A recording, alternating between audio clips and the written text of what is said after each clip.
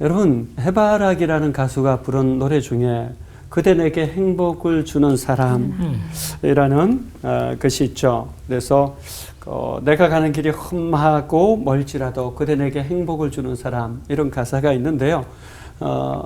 여러분, 순간 떠오르는 사람이 있다면 아마 바로 그 사람이 행복을 주는 사람이 아닐까 싶습니다. 그분들에게 우리는 이렇게 고백하죠.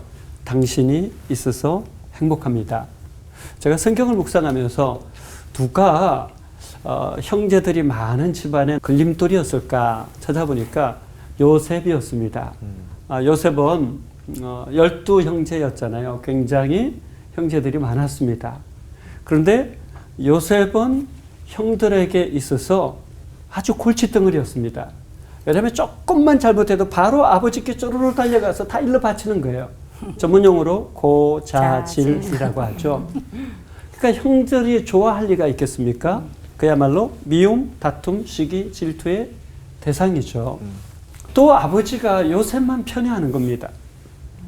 아주 명품 옷을 요셉만 입히는 겁니다. 누가 좋아했겠어요? 형제들은 점점 미움, 다툼, 시기, 질투로 요셉을 볼 때 저놈은 저 제거해야 될 걸림돌이야 생각할 수밖에 없는 거죠. 그런데 기회가 왔습니다. 마침 멀리 떨어져 있었는데 요셉이 아버지 심부름으로 자신들을 찾아온 겁니다. 그때 형제들은 이 걸림돌을 제거하기 위한 작전에 나섭니다. 옷을 다 벗겨버립니다. 그리고 빈 구덩이에 던져버립니다. 스스로 빠져나올 수 없는 곳입니다. 그러다 물도 주지 않고 음식도 주지 않습니다. 그 안에서 죽으라는 거죠. 근데 때마침 애굽으로 가는 노예상이 지나가고 있었습니다.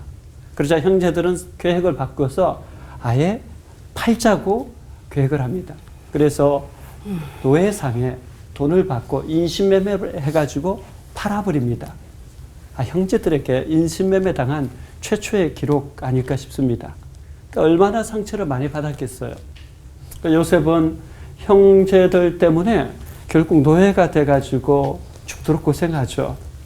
그런데 정말 죽게 하던 일해가지고 가정의 총무가 됐는데 또 그 집 사모님에게 모함을 당해가지고 성폭행 미수범으로 오해를 받아서 감옥 속에 갇히게 됩니다.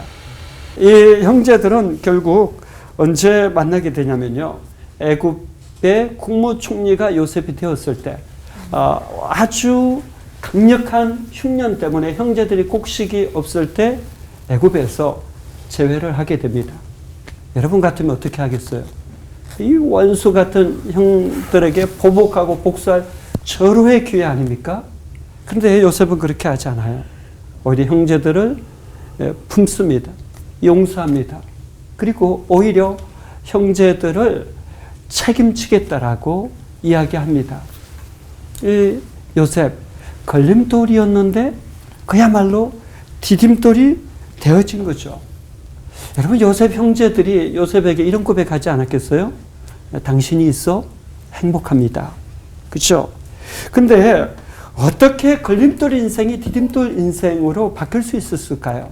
저는 말씀에서 그 이유를 찾습니다. 50장 19절 보니까 두려워하지 마소서 내가 하나님을 대신하리이까. 요셉은 충분한 힘을 가지고 있으면서도 자신이 하나님 노릇하지 않습니다. 오히려 자신은 하나님의 종노릇을 하는 거죠. 그렇기 때문에 오히려 형들에게 복수하거나 보복한 것이 아니라 축복의 통로가 되었던 것입니다. 여러분, 정말 중요한 것은 하나님을 주인, 주관자로 모실 때 우리도 요셉처럼 걸림돌 인생이 아니라 디딤돌 인생이 저는 될 수 있을 거라고 생각합니다. 또 한 가지는요. 하나님이 대신해서 일하시는 사람이 되라는 겁니다. 20절에 당신들은 나를 헤아려 하였으나 하나님은 그것을 선으로 바꾸사 오늘과 같이 많은 백성의 생명을 구원하게 하시려 하셨나니. 여러분, 걸림돌이 디딤돌이 되는 열쇠는요, 사람 아닙니다. 상황, 조건, 그것도 아닙니다. 무엇입니까? 하나님이신 거죠. 당신들은 나를 헤아려 하였으나 하나님은 그것을 선으로 바꾸사. 하나님이 우리 삶의 자리에 구체적으로 일할 때 우리는 내 마음대로 살지 못하는 거예요. 왜요? 하나님이 그 모든 일의 주인, 주관자가 되시기 때문에 하나님이 나를 대신해서 일하시도록 하는 것이죠. 그래서 요셉은 어떻게 됩니까? 오늘과 같이 많은 백성의 생명을 구원하게 하시려 하셨나니 저는 이것이 은혜라고 생각해요.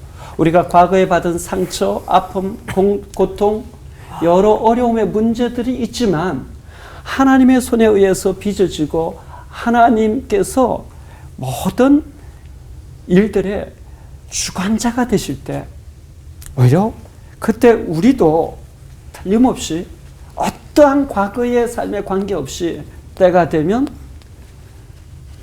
걸림돌에서 디딤돌로 바뀔 수 있다라고 믿습니다. 그렇게 될 때 여러분을 향해서도 주변에서 이렇게 사람들이 고백할 거예요. 당신이 있어 행복합니다.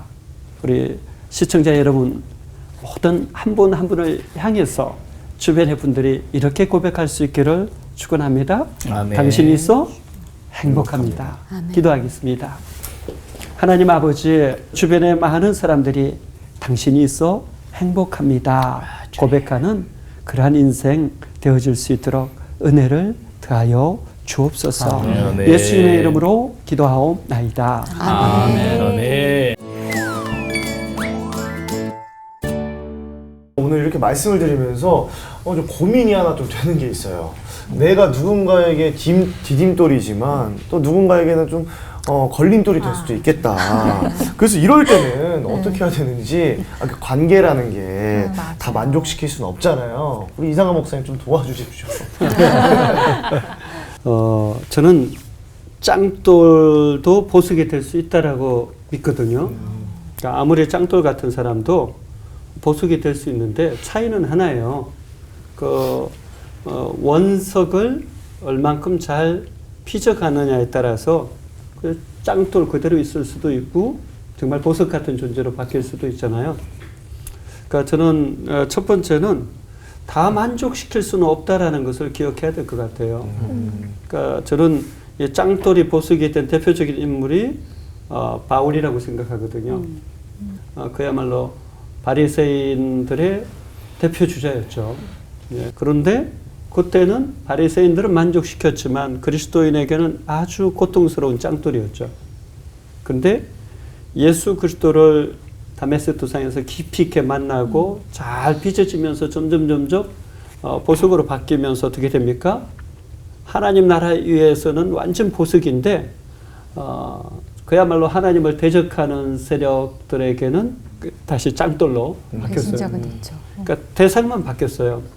우리도 봐야 될 것이 다 만족시킬 수는 없는데 내가 세상 나라를 향한 보석이냐 짱돌이냐 아니면 하나님 나라를 향한 보석이냐 짱돌이냐 이걸 분별하는 것이 가장 중요할 것 같아요. 두 번째는 사람마다 저는 나침판이 있다라고 생각해요. 그 나침판은 자기 소신, 신념, 중요순위, 우선순위 다양한데 사도 바울처럼 하나님이 정말 나침판이고 하나님의 말씀이 나침판이 될 수 있는가. 그러니까 오늘날 많은 사람이 하나님 앞에 결국 쓰임받지 못하는 이유는 저는 성경이 나침판이 되지 못하기 때문이라고 보거든요. 세상적으로는 얼마든지 보석 같은 존재일 수 있어도 하나님 나라에서는 짱돌일 수 있어요. 왜요? 하나님 나라 위에서 살아가지 않고 성경 위에서 살아가지 않을 때는 하나님 나라에는 짱돌이죠. 그러니까 우리 그리스도인은 철저하게 성공이 아니라 성경이다. 그러니까 성경이 나침판이 되면 성공한 사람도 하나님 나라의 보석이 될 수도 있고 실패한 사람도 하나님 나라의 보석이 될 수 있어요. 왜냐하면 성경에 초점 맞추고 살아가는 것이 보석 같은 존재이기 때문이죠. 두 번째 중요한 원리는 정말 성경에 초점 맞추고 있는가. 세 번째는 다 만족시킬 수 없어도 이것은 꼭 질문해 봤으면 좋겠어요. 요셉의 외침. 내가 하나님께 범죄할 수 없습니다. 사실 오늘 우리는 자꾸 사람 눈치 보고 세상 눈치 보고 상황과 조건은 자꾸 보면서도 하나님 눈치를 너무 안 봐요. 그러니까 하나님 눈치를 너무 안 보니까 계속해서 일어나는 일은 누군가에게 짱돌이 되고 나도 나 자신에게 짱돌이 돼가지고 나를 찌르고 있잖아요. 근데 우리 안에 정말 내가 어찌 하나님 앞에 덕죄하리까, 이 요셉의 외침만 생생하게 살아 숨쉬고 있어도 저는 우리 대다수는 하나님 나라의 보석 같은 존재로 빚어질 수 있다라고 믿어요. 그래서 이 질문을 꼭 던질 수 있다라면 나는 세상에서는 짱돌처럼 느껴질지라도 하나님 나라에서는 보석 같은 존재가 되겠다라고 생각할 수 있지 않을까 싶어요. 우리 하나님 나라의 보석, 세상을 향해서 짱돌. 아멘. 네.